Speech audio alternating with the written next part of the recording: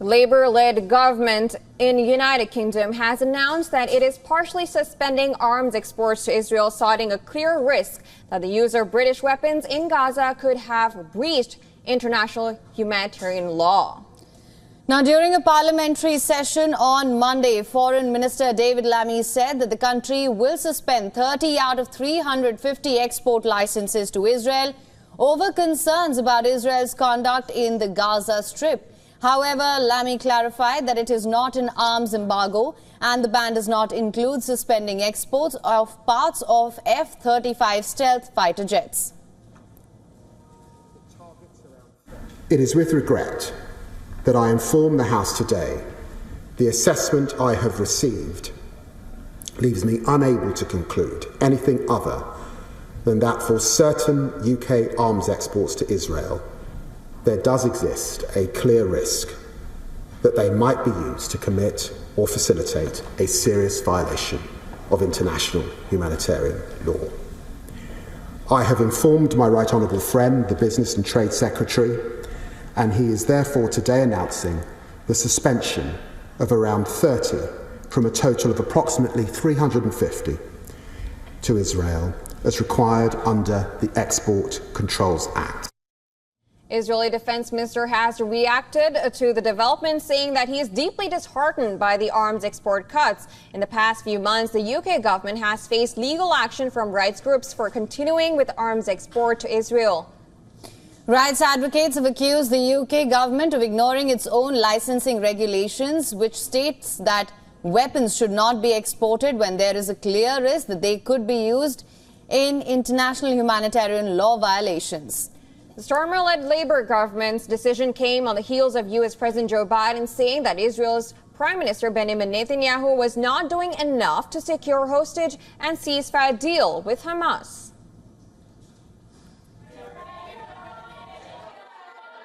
You think he's doing enough? No. U.S. President Joe Biden said on Monday that Israeli Prime Minister Benjamin Netanyahu was not doing enough to get a deal for the release of hostages held in Gaza by Hamas. Over the weekend, Israeli forces recovered the bodies of 6 hostages from a tunnel in Gaza. Among them, 23-year-old American-Israeli Hirsch Goldberg-Polin. Israel's military said they had been killed recently by Palestinian Hamas militants. The developments have sparked criticism of the Biden administration's Gaza ceasefire strategy. Meanwhile, Israelis are also ramping up pressure on Netanyahu. Protesters took to the streets again on Monday, staying out late into the night in Tel Aviv.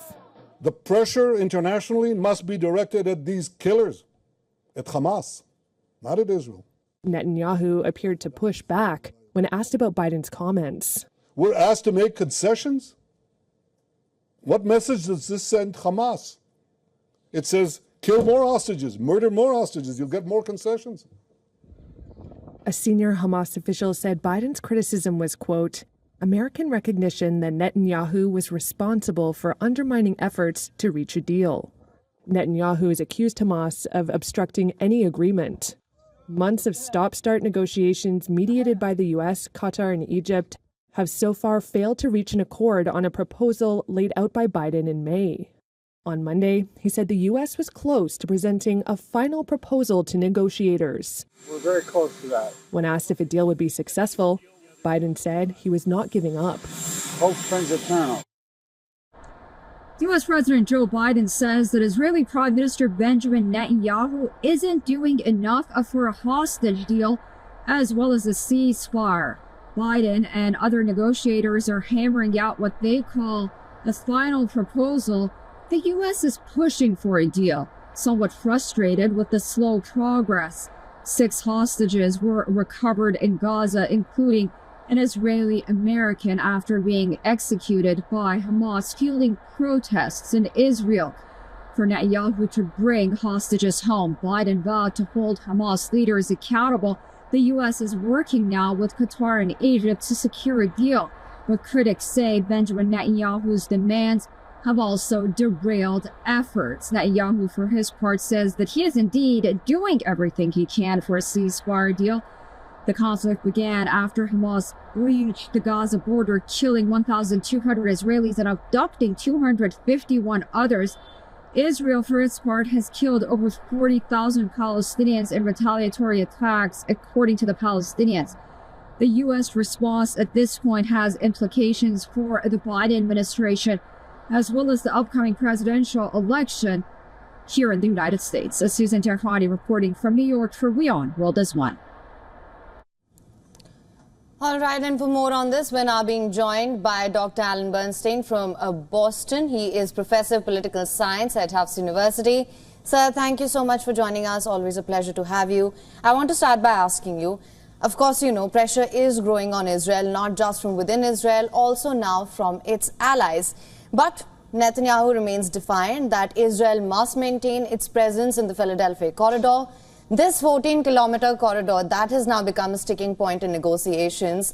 Do you think Israel can remain defiant like this at a time when pressure is growing? First of all, thank you for having me and good morning. You know, it really depends if we look at it from a security point of view for Israel or from a more political, some would say cynical point of view for Israel. From a security point of view, Israel has maintained that the Philadelphia line, this border between Gaza and Egypt, is the main pipeline through which Hamas has managed to arm itself over the years. And Israel, in theory, could remain defiant. You know, as long as the United States does not itself stop protecting Israel diplomatically or sending arms, Israel has the capability to remain defiant and say this is critical for our security and is a non-starter. Israel is not going to agree to withdraw. Then there's also the other side, which is the political side. Netanyahu's government is extremely vulnerable to very hawkish right-wing elements who have threatened to overthrow the government again and again if Israel ends up with some sort of ceasefire and withdrawing from the Gaza Strip. And I've said many times that all the actors in the war, including Hamas and when they decide to agree to ceasefire or not, including Israel, Hezbollah, also the United States, these actors are acting based upon their internal politics. Just like in the United States, there's pressure now to mount a deal, also leading up to the elections, as your corresponding reporter said. In Israel, it's internal political pressures that are also going to heavily govern how Netanyahu operates. That's just, unfortunately, how the game is played.